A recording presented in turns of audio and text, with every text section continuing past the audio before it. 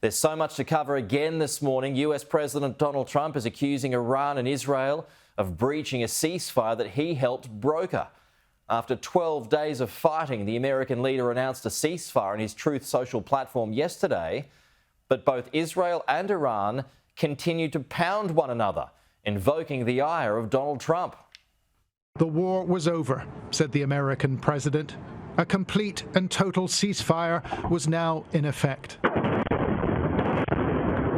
But it didn't look that way in the Iranian capital. We are hearing a lot of explosions across Tehran. Israeli jets attacking multiple targets throughout the country, despite Donald Trump's declaration of peace.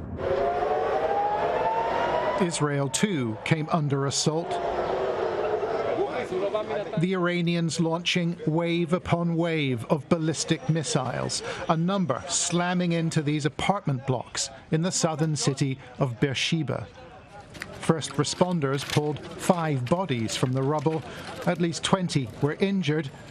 And the American president, well, he was furious with everyone involved. These guys got to calm down. It's ridiculous. His ceasefire was looking shaky, and his language was coarse. We basically have 2 countries that have been fighting so long and so hard that they don't know what they're doing. Do you understand that? Still simmering, we see Donald Trump embark on the first leg of his trip to the NATO summit in The Hague, his diplomatic triumph seemingly slipping away. Later, on Air Force One, the president placed a call to the Israeli Prime Minister. Sources told Sky News that Benjamin Netanyahu then stopped an ongoing operation with dozens of planes preparing to attack targets in Iran, the aircraft returning to base. Trump's pleased-looking deputy, J.D. Vance, was in a TV studio when the ceasefire was announced. Complete and total ceasefire is what he typed. Yep. What does that mean? How did it come about?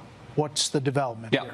Well, we were actually working on that just as I left the White House to come over here, so that's good news that the president was able to get that across the finish line. I think he had help, reportedly, from the leader of Qatar.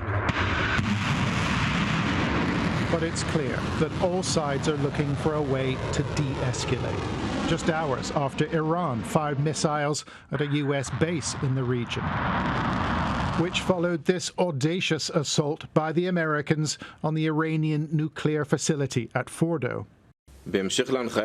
Although tenuous, this ceasefire has been accepted and embraced by the Israelis. The IDF has met all of its objectives, said the spokesman. Iran, too, claimed victory on state TV.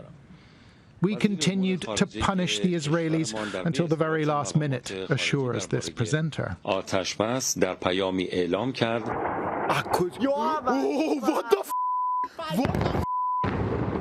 After 12 days of war, this ceasefire has surprised many. But the underlying issues remain, as does the deep-rooted hatred. The language of diplomacy, however, has definitely changed. John Sparks, Sky News.